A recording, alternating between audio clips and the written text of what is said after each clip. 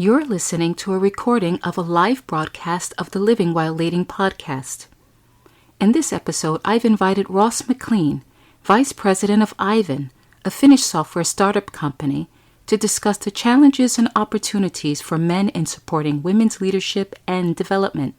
We talk about personal experiences and strategies for men to actively support women in the workplace, and how sponsorship is more effective than mentoring in propelling women's careers. We also explore the impact of unchecked affinity bias in the performance appraisal process. Keep listening to gain a deeper understanding of the male perspective on effective allyship. Find the full transcript and other resources for women leaders at livingwhileleading.com/47. You're listening to Living While Leading with your host, Sharon Ehrlich, where I help women IT executives gain more control over their careers and carve out time to care for themselves and family.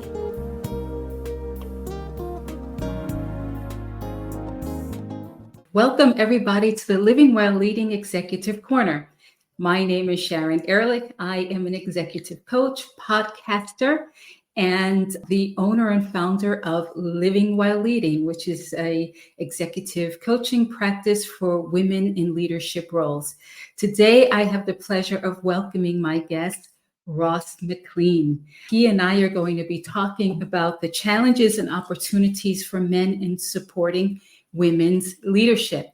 So before I go any further, Ross, a warm welcome to you. Can you please introduce yourself to everyone? I can, Sharon. Yes, I'm going to try and speak quite slowly because I'm Scottish, so I have an accent, and I'm aware that sometimes people are challenged with keeping up with the pace of my speech. So thank you for having me on. I'm Ross McLean. Hello, everyone. I'm the VP of Global Enablement at a company called Aiven. So they're a Finnish-based startup based in Helsinki. So I've the pleasure of working with Sharon in previous lives, which was, obviously we stayed connected, which I'm thrilled to be here, and happy to get into this very interesting topic. So starting off, can you share a personal story or experience where you actively supported a female colleague's advancement within your current organization or one of your past lives, and what impact did that have?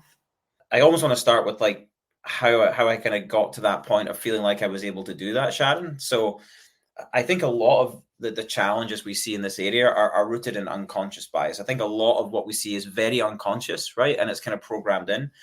The first thing I would say is that, historically I've been guilty of this without realizing, right? So I think that some of the aha moments for me really came working alongside a woman and just being able to understand their perspective, right? It's really hard for me to understand that naturally because I don't have to deal with, the things they have to deal with. I can think of a bunch of examples. She's still a good friend of mine, Jenny Kenyon, we're at Sneak together. She came in from Cisco and a bit of a career change. She was a sales leader at Cisco, came into an enablement role. And, she went on to do great things at Sneak. And I think really what that was all about was, I think the first thing is really understanding where people want to go, like what motivates them, understanding what her goals were, making sure there's alignment there. I just gave her opportunities to showcase her talents, right? I know it sounds simple, right? I think sometimes people think there's these crazy answers. The challenge is, if you're in a leadership role, is sometimes what I see as the opposite behavior, which is, it's like, I need to show my value as a leader. And actually your job as a leader is not to do that. It's to develop and invest in your people and give them the opportunities, right? First of all, understanding their perspective and listening to other women as well. It heightens your awareness of some of the things that you're just not aware of and some of the things you maybe do. And so I think that's one part. And then it's really understanding where they want to go, trying to be able to offer some sort of coaching and investment to develop them. But then it's really just give them opportunities to go and showcase that talent, right? That's the biggest thing you can do. And I think that shows a lot of belief and gives them belief and courage. First off, the comment that you made about being a manager or leader, it's not your job to be the rock star in front and center, but to promote other people. That's a comment that is valid for any of the members of your team, no matter what their gender is, right? So I think that is a given. The other thing that you said that I think is really important is sometimes we just try to over-engineer what support and allyship looks like. It can be just very simple. Just mentioning that person's name when they're not in the room is a form of sponsorship. To say, yes, I believe that this person could be a wonderful addition to this project. That's what sponsorship looks like. That doesn't take a lot of effort at all.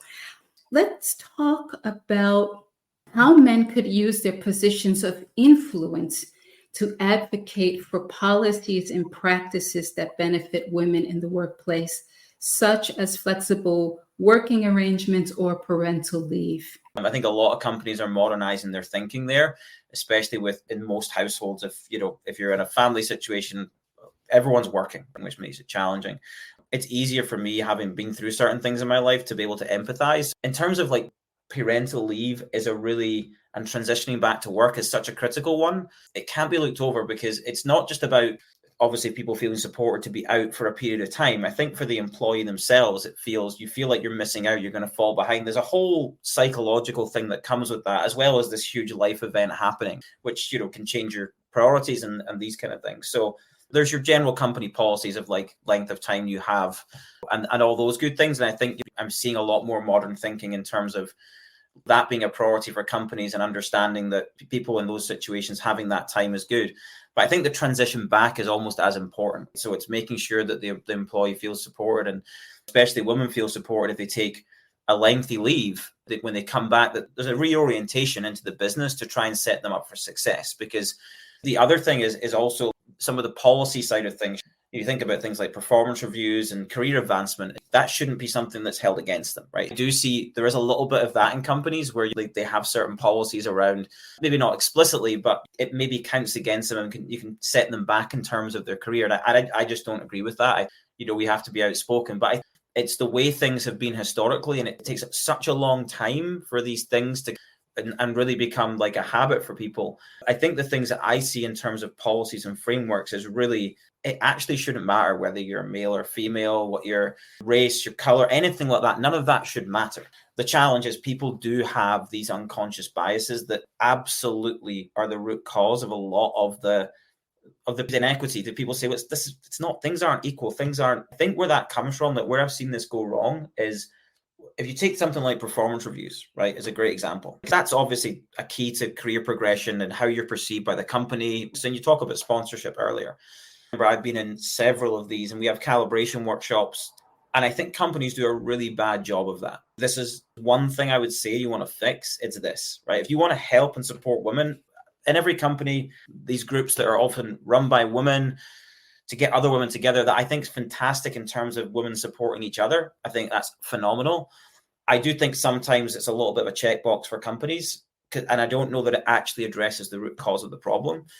And when I go to these performance reviews, you hear things like there's somebody being discussed, and you hear things, they remind me of me when I was younger, and you hear these things. And actually the framework that's missing there is, okay, we have this person. What's their role? They're a senior director.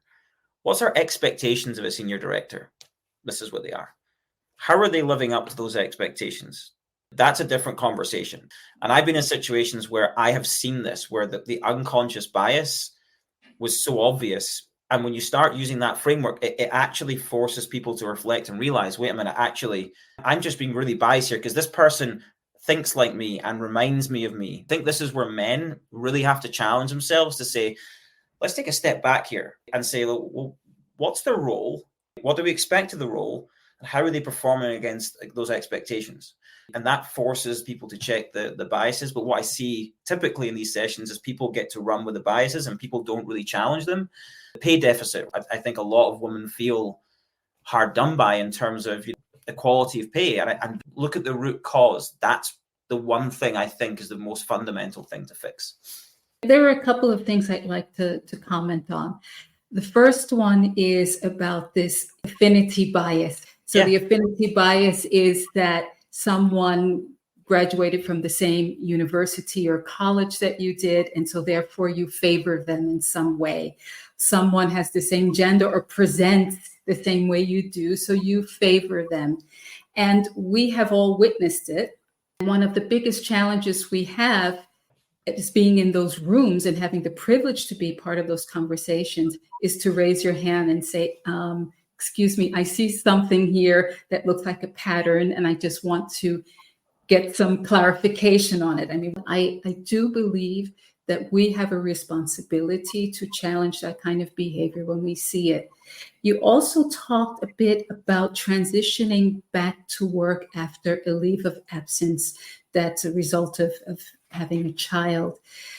One of the experiences I've also had is looking at CVs or resumes where you see that there's a noticeable gap, and how those CVs end up very quickly in what we call the round file, the bin, because everyone says, well, that person hasn't been around for 3 or 4 years. We need to do better in that area as well, to challenge ourselves to say, excuse me, this person had a career, made a life decision, took a step back, and now is back, and doesn't mean that the intellectual capacity has diminished in any way. They can still contribute. They can still make a difference.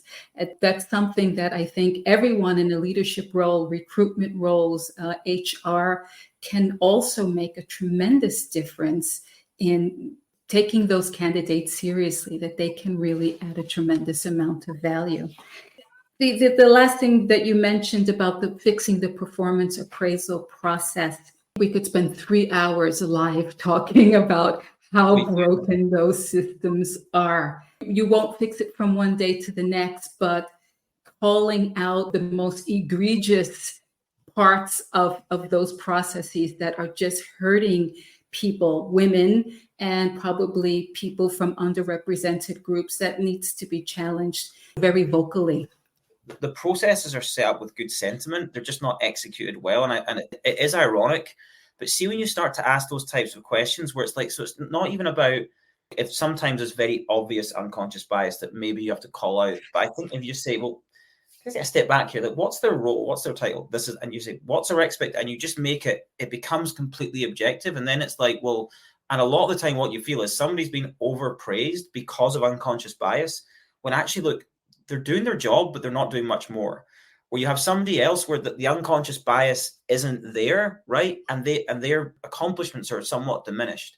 This is honestly, Sharon, where I have seen the biggest disparity, and I've seen it impact people. And I think that's where you just got to, you're almost reminding people about what the process is and what it should be.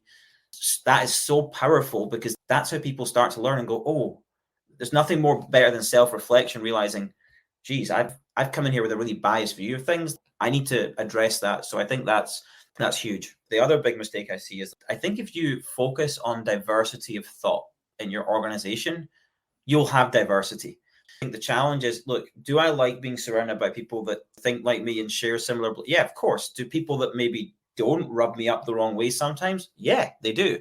But actually, that's positive. But if I'm not challenging myself to see things from different perspectives, I'm not growing, right? I'm not understanding the full picture. And that's where diversity of thought is so important in your organization, in your teams, whatever it is leading with that, thinking, do I have enough diversity of thought here? I think is a really, really good thing to think about as well. There is enough data with organizations like Deloitte and KPMG, where the numbers support when you have diversity in all different dimensions. I mean, let's think about where we are. We're in a period of time where we have so many different generations working at the same time, from people who are baby boomers all the way to the young Gen Z, working in the same organization. This is an opportunity that should not be ignored. When you have people who come from different socioeconomic backgrounds, just the way that folks approach problem solving is a lot different from someone who has come from economic privilege, as opposed to someone who, like me, when I was younger, came from an economically challenged situation. And it goes on and on. So I could not agree with you more when it comes to that. We could paint you as a superhero here, Ross, and say that you've done everything right in your career as a leader. But I do want to challenge you a little bit on that.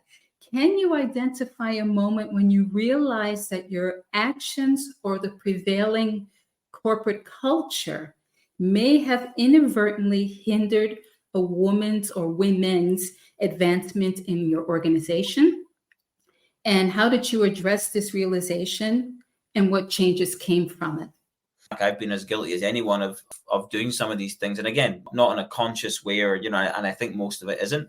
In one of my most recent jobs, I was in one of these performance reviews where more than one female member of staff, I believe, was hardly done by in terms of the level of bias that I made an attempt to address, but was quickly shot down, and I wasn't strong enough. Anyway, long story short, I was in the room. I think what I realized is I didn't know how to challenge it in the right way in that moment. And I tried instinctively in the moment and it didn't really work. And the net outcome was certainly there was a handful of females that were, to me, not fairly reflected. And then my realization after I had a chat with our HR business partner after, and I just actually asked, it was because it bothered me, right? And I was like, can we look at the most recent promotions and just look at some data here? Just to see if what I'm thinking is crazy. And the data actually validated, no, there is a problem to deal with. Now I would feel way more equipped, right? And again, your life is about building experience where as I said, I know exactly what to do now, having been through that. But then what I did trigger is a review of, at a more senior level, we actually do have a problem here. There was examples specifically of, here's an almost exactly the same example and the treatment was different. And you're going that, and it was more than one, right? So I think that's probably the one that sticks in my head the most, that was the biggest learning or aha moment for me, was like seeing it and then not really knowing what to do in that moment was obviously challenging. And then, obviously afterwards we, were able to with more time to reflect and think, be able to actually start addressing the problem. And that was, the one that sticks in my head. And what you describe, Ross, is not a lost opportunity, right? You weren't able to react in the moment, but in retrospect, you had a time to reflect and then, look at the numbers. Sometimes when you're dealing with a culture that is not very quick to change, sometimes when you approach it from the data perspective, this can get people at least to pay attention, right? Because you strip all of the emotion out of it and you're just looking at the numbers and the data starts to speak for itself. And hopefully, if your organization is evolved enough, they at least start to pay a bit of attention and try to pick apart why the numbers look the way they do. One of the topics that I discuss very often as a public speaker is the topic of mentorship versus sponsorship. I'm not sure if you're aware of it, but women tend to be over-mentored. Why?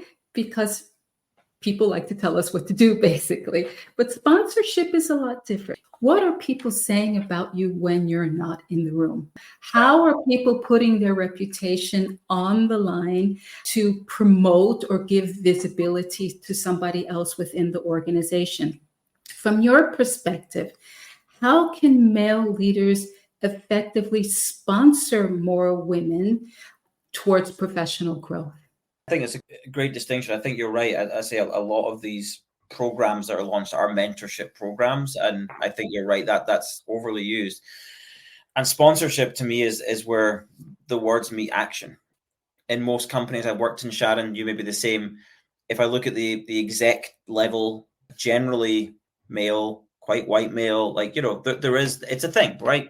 I fit into that category. My confidence level, maybe going in front of groups like that, is maybe different than somebody who doesn't come from that category. And I think that's the piece as well. Some of this is building, it's sponsorship, but it's building confidence, right? So it's giving people the confidence, it's giving them the opportunities, but then you have to invest to set them up for success. So I think this is where, I can say, hey, I'm going to sponsor you and give you all these opportunities, but if I just set you up to fail, I'm not really sponsoring you, right? So it has to be both things. And I think it's being willing to make those commitments and put the work in to set them up for success. I think that's what it is. I will always speak well when they're not in the room. I think that's fine. But it's actually getting FaceTime with the CEO, but in a way that you're setting them up to say, this is good. I have the privilege of saying, knowing, I kind of know what that person cares about. I know how they think. So how do I help you and coach you? So when you go in front of that person, they're like, wow, she's a rock star. That's setting somebody up for success rather than, and as you said earlier, like sponsorship and stretching them to, whether it's project work, it's the advocacy of people. And I think the challenge is that, again, people can over egg this. It has to be anchored in what their strengths are, what their superpowers are, what their growth trajectory is, right? It's got to be aligned to those things. It's not just and it's, every single person in your team all the time. You sequence it out. There's also sometimes waiting for the right moment to say, I don't want to put you in front of this group of people until you have something really compelling to talk about. So let's go and build something compelling that you can take to them, right? So that's part of the motivation. So it's very connected to just understanding their strengths, understanding some of the areas they might need some coaching help. It can be confidence building, because I've worked with some women who feel, there's a male leader who's more senior in a call.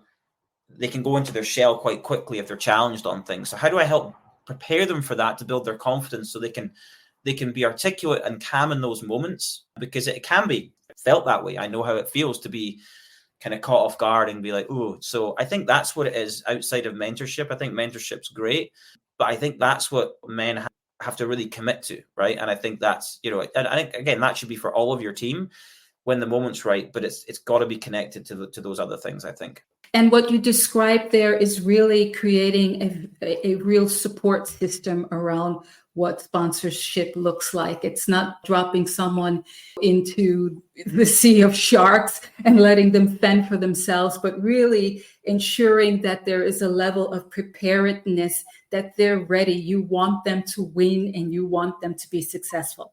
Looking ahead, what transformative opportunities do you see arising for men actively supporting and promoting women in leadership roles? Again, the reason that we talk about men and women here is that things aren't equal. There are challenges. And I think if a male leader, or you don't have to be a leader in an organization that really champions some of this stuff and commits to these things, like I say earlier, like your job's to develop them. So, or they outgrow you and they go and do something else. And that's great. It's a two-way thing. I'm talking about this like as a one-way street. I have learned, honestly, so much from all these people. And I think that's what you're going to get back. You're going to be a better, more compassionate, understanding person.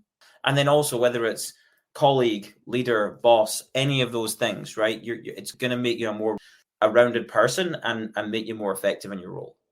So thank you again, Ross, for joining us today. Please feel free to connect with Ross and I on LinkedIn. And if you are a man and you need support in building a strategy so that you can lift up the women in your team, feel free to DM me. I would love to hear from you.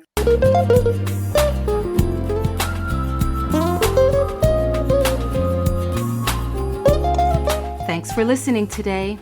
This is your time. Give yourself permission to reclaim what's important to you and be who you want to be. If you're getting value from this podcast, please subscribe, share it, or write a review. And connect with me on livingwhileleading.com or on LinkedIn. And don't forget to tune in next week.